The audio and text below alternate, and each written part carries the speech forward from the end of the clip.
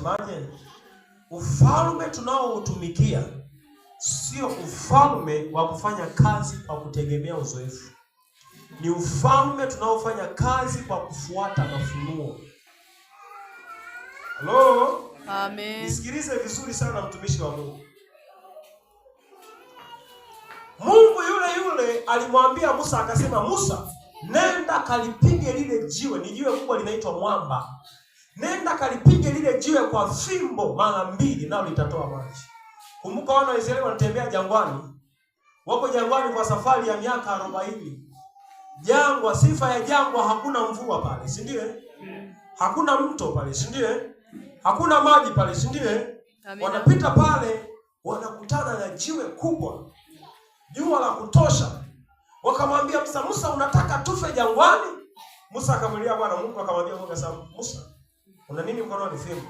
Kalipige lile jiwe litatoa maji. Nikasema unajua sayansi ya Mungu ni ya ajabu. Kimsingi ukichukua tu jiwe la kawaida, hata ulisage kiasi gani, hautapata hata tone la nini? Hasa maji jiwe kutoa maji ni muujiza.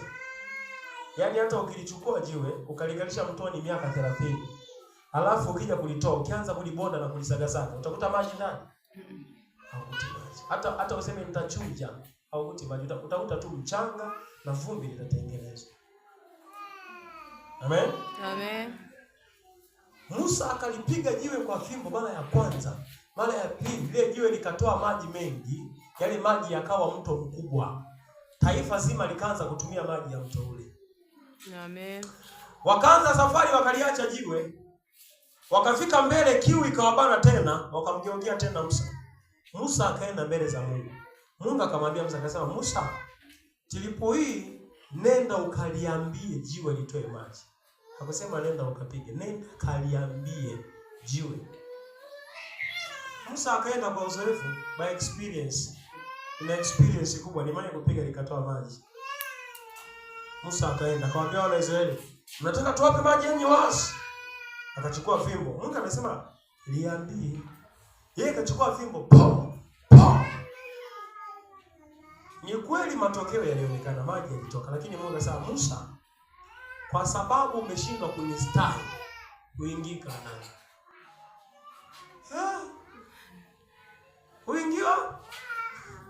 Uingika nani? Ufalme wangu sio ufalme wa mazoea. Amina. Ni ufalme wa kufuata mafunuo. Juzi niliweka mkono mtu akapona. Okay, imeandikwa kisa ni kanuni yote. Juzi nilimpulizia mtu akapona. Na leo tena bidi nipulize ili apone. Shangalia unapuliza mara 20 na apone.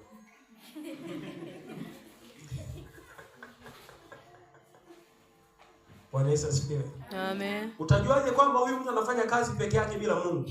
Anategemea uzoefu.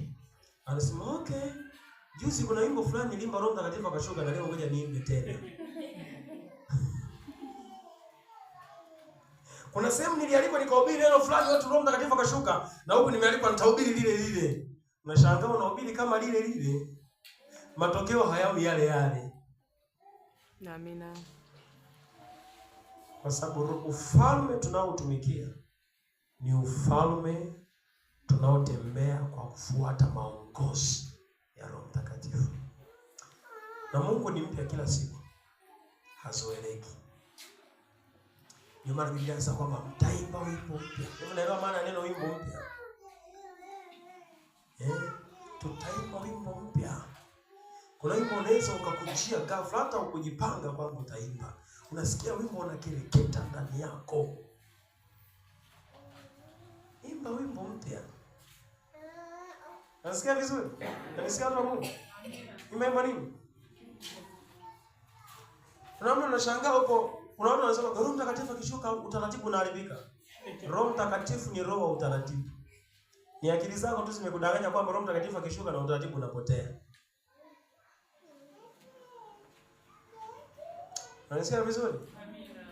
Roho Mtakatifu anaweza akashuka. Yaani kawaida mtu ambaye ana Roho Mtakatifu tunategemea kuona anachokifanya anakifanya kwa ubora zaidi. Amina. Anaenda extra ordinary level. Anaenda zaidi ya uwezo wake wa kawaida. Sasa kwenye Biblia utaona Roho Mtakatifu aliwashukia watu fulani, wale watu wakawa wataalamu. Walikuwa ni mafundi wa kawaida, wakaanza utaalamu wa kudesign vitu, wana design vitu. Kwa nini? Roho Mtakatifu anaishi ndani yao. Amen. Farao akasema tutapata wapi mtu kama huyu ambaye Roho wa Mungu anakaa ndani yake? Alijuaje Roho wa Mungu anakaa ndani ya Yusufu? Kwa sababu Yusufu alitoa utaratibu. Akasema inabidi tuanze kutunza chakula asilimia kadhaa. Tutengeneze gara kila sehemu, kila wilaya tuweke gara la chakula. Farao akasema hii sio akili ya kawaida, lazima huyu mtu ana Roho wa Mungu ndani yake. Sasa unafikiri Roho wa Mungu akija ndani yako maisha yanapalanganyika? Lazima Roho Mtakatifu akishuka mambo yanapalangana. Ovyo. Haleluya. Amen. Labda kama ni saa ya deliverance. Roho Mtakatifu ameshuka. Demons zina manifest. Mapepo yanaanza kujinanilia, si ndiye? Yeah. Au wakati mwingine sasa hili jamani sio kwamba Roho Mtakatifu amevuruga utaratibu. Mtu Roho Mtakatifu ameshuka ameanza kunena kwa lugha. Roho Mtakatifu aliharibu hadi utaratibu. Okay, aliharibu utaratibu wa akili yako. Alileta utaratibu wa mbinguni. Nasemaje sasa hivi? Ule uliokuja ni utaratibu wa mbinguni ambao ni zaidi ya mipaka ya utaratibu wa kibinadamu. Amina. Kwa hiyo tusimuite Roho Mtakatifu mharibifu. Kama ni mharibifu bali ni mharibifu wa akili za kibinadamu. Hapa analeta akili mpya za kiungu. Amen. Kana vizuri? Amina. Sasa sema amina. Amen.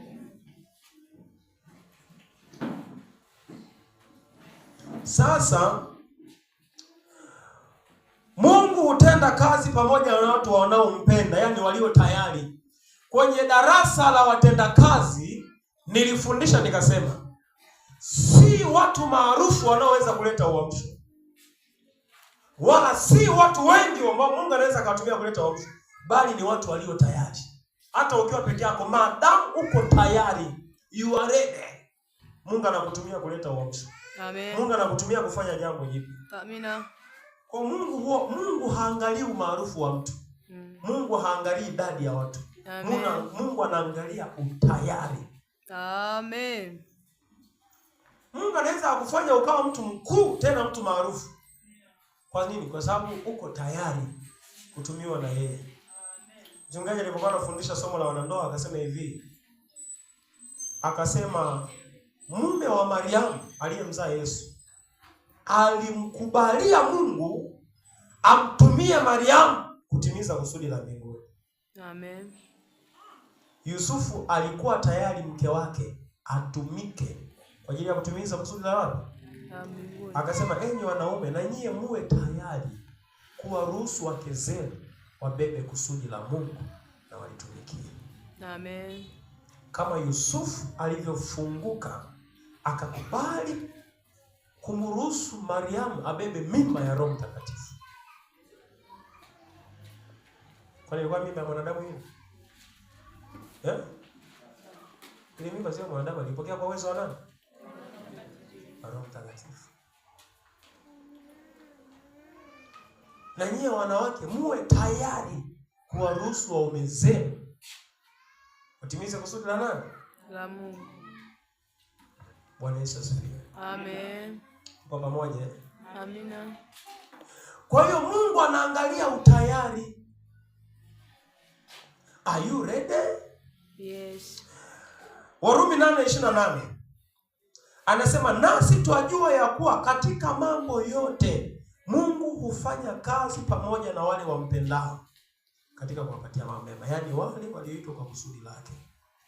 Warumi 8:28 anasema nasi twajua katika mambo yote. Amesema katika mambo baadhi? Hapana. Amesema katika mambo machache? Yote. Amesema katika mambo mengi? Yote. Katika mambo mengi sana? Yote. Katika mambo yote Mungu hufanya kazi pamoja na wale wampendao. Amina. Sitarajie kumwona Mungu anafanya jambo lote peke yake hapa duniani. Mungu akitaka kufanya jambo lolote atatafuta mtu. Amen. Amen. Amina. Mungu akitaka kufanya kazi yoyote duniani atatafuta mtu. Mungu amesikia kilio cha wana wa Israeli kule Misri utumwani. Mungu anamfuata Musa porini. Musa yuko kuchunga mbuzi, hana shida. Mungu anamwambia Musa, kilio cha watu wangu kimefika mpaka mbinguni. Sasa nimeshuka ili niwaokoe. Musa anasema okay, haina shida. Nimeshuka tu kuwaokoa. Waokoe. Mungu anamwambia sasa nakutuma. Naweza Mungu, mara ya kwanza ulisemaje? Nimekuja kuwaokoa. Sasa safari hii unasemaje? Nenda Musa. Sasa Mungu nyosha maelezo. Nimekuja kuwaokoa, umenituma mimi. Sasa tazama nitakuwa pamoja na wewe. Amen. Hata kama shetani anataka kufanya jambo lolote, atatafuta mtu. Mungu akitaka kufanya jambo lolote, atatafuta mtu. Haleluya. Bwana Yesu asifiwe. Amen. Tungekuwa na screen ningeonyesha shuhuda wa juzi uliotokea. Bwana Yesu asifiwe. Amen. Ni juzi ni jana bwana mchungaji. Kuna mtu alikuwa amekuja kuombewa hapa kanisa. Ni jana asubuhi. Jana. Sasa yule mjusi mimi sielewi hapa madhabahuni ni saa ngapi alikuwepo, I don't know. Bwana Yesu asifiwe. Yule mtu ninamuombea. Jana nilikuwa na watu wengi tunaoombea hapa kanisa. Sasa ingine nilikuwa naombea, mtu anaanguka, naombea. Hapa chini sikuwa naona kitu. Baadaye kuna mama nilikuwa namuombea, nikamwombea, nikamaliza naye jana asubuhi. Si jana ilikuwa Jumamosi. Jana asubuhi nilikuwa namuombea mtu mwingine. Sasa hivi namuombea, namwekea mkono akawa kama anarudi nyuma anataka kuanguka. Ni mama kuangalia pembeni anaona kuna mjusi chini. Yule mjusi ameangalia hivi madhabahuni. Mkia umekatika, amebeba mkia wake mdomoni. Amebeba mkia wake, ameangalia hivi madhabahuni, amebeba mkia wake. Alafu amekauka. Sasa kaangalia, ngoja niendelee kumwombea kwanza huyu mtu. Kaambia tukamalizia, nikasema what is this? Ataona ushuhuda. Nilirekodi kabisa yao, nikasema inabidi mjusi nifanye nini? Inabidi nipige picha. Bwana Yesu asifiwe. Yule mama majuzi zimepita kama siku ngapi, alikuwa ana shida. Akasema mchungaji na shida, nikamwambia, nikasema ndani yangu ninasikia hiyo shida yako, uje nikuombee madhabahuni. Nilipomwambia uje madhabahuni, mwili wake kamuogopa Mungu. Akasema Mungu, kwa kuwa naenda madhabahuni inabidi nifunge. Nitakapoenda madhabahuni Mungu nitendee. Sasa kuna andiko alikuwa amesimamia, nadhani ni Isaya 49:25-26. Anasema wanaokuonea watakula nyama yao wenyewe. Haleluya. Amen. Ile andiko linasema wanaokuonea watakula nyama yao wenyewe. Nikamwangalia, nikasema huyu mjusi ameganda. Nikasema mijusi wakiwapiga, ukimpiga mjusi mkia ukikatika hafi. Unajua kuona mijusi wengi tu ni wazima ila hawana mkia. Si ndiye? Tanga mjusi hana mkia lakini anadunda tu. Yuko haya anakatiza mitaa. Si ndiye? Kwenye kenchi huyo ukutani. Lakini yule mjusi sikuona jeraha sehemu nyingine. Niliona ni mkia tu umekatika. Picha yake nitaonyesha hapo kwenye simu. Mkia tu umekatika. Alafu ameubeba mkia wake namna hii. Umelala kwa hivi. Ameinua hivi kichwa. Ameangalia madhabahuni, yuko hapa naye. Yaani watu wamepanga foleni hapa, anaombewa naye amesimama pale. Amebeba mkia wake. Yule mama akasema wamezoea. Walikuwa wanafikiri madhabahuni pa Bwana ni pa mchezo, sasa wamekutana na moto. Bwana Yesu asifiwe. Amen. Jamani, hivi unafikiri hivi hujui mnakumbuka ile siku tulikuwa tunaomba na kwamba kila madhabahu mlizojenga kwenye mijusi tunaponda. Zilizojengwa ndani ya mbwa tunaponda. Zilizojengwa ndani ya paka tunaponda. Zilizojengwa ndani ya paka, unajua kuna panya unaweza kuona ni wa kawaida. Kuna dada mmoja alikuwa anafanya maombi ya uchumi. Unajua kuna kwaga na vita kwenye malango ya uchumi. Yaani pale tu unataka kufanikiwa, vita inainuka. Ndio maana mwingine yani akitaka tu kufanikiwa anaota ndoto usiku amelala majini maafa. Baada ya hapo msimu ule unapotea, lango linafungwa. Yule dada akaanza kuomba, omba, akaota ndoto usiku mapanya makubwa. Katika yale mapanya alifanikiwa kuua panya hili ndotoni. Piga likafa panya moja tu. wengine wakakimbia. Lakini eti panya yule mmoja tu, yule dada alipata promotion. Milango ikafunguka hapa Tanzania, akapata kazi ambayo kwa mwezi, sio serikalini, analipa zaidi ya milioni 16.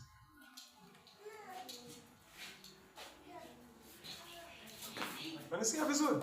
Amina. Kwa mwezi sio kwa mwaka. Sema amina. Amina. Kumbe kuna mipanya imenenepa, hiyo ndio inakula maisha yake. Kuna vitu unaweza kuchukulia kawaida, lakini kumbe ni madhabahu ya shetani. Nikamwambia yule mama, nikasema hii ni ishara ya ushindi. Tulipo hii wachawi watakula nyama zao wenyewe. Amen.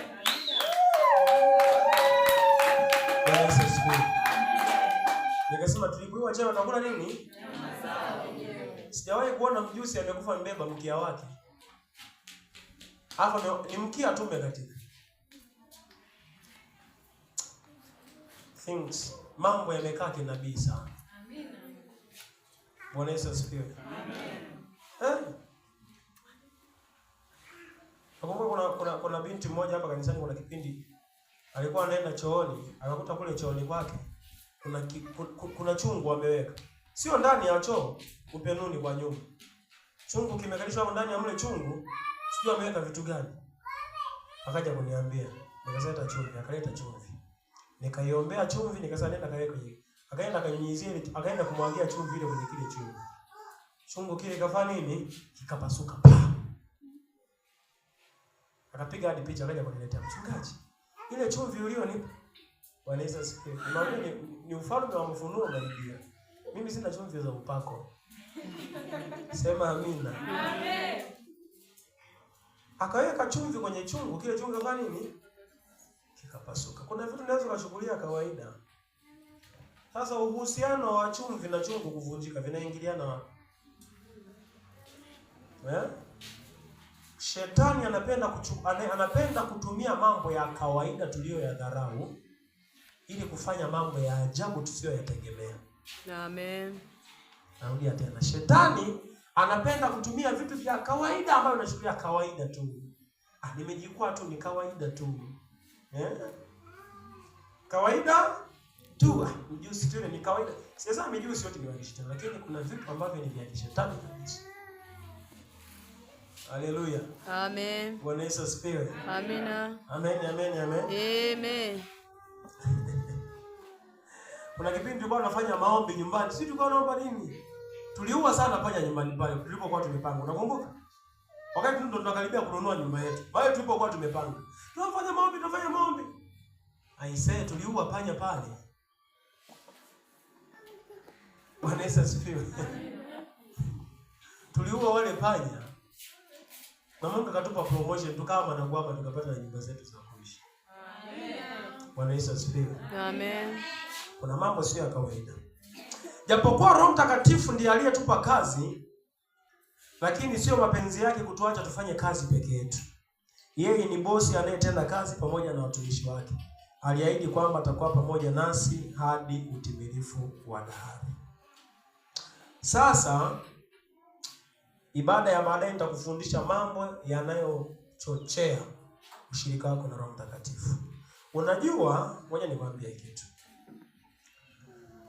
Maamuzi ya wewe kutenda kazi na Mungu yapo ndani yako, hayapo kwa Mungu. Mungu anaweza akakutuma nenda kahubiri Injili.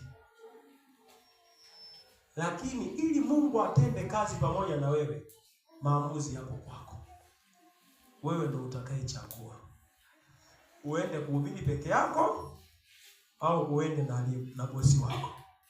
Sawa? Amen. Kuna mambo ambayo ukiyafanya yatamfanya Mungu aliyekupa kazi atende kazi pamoja na wewe.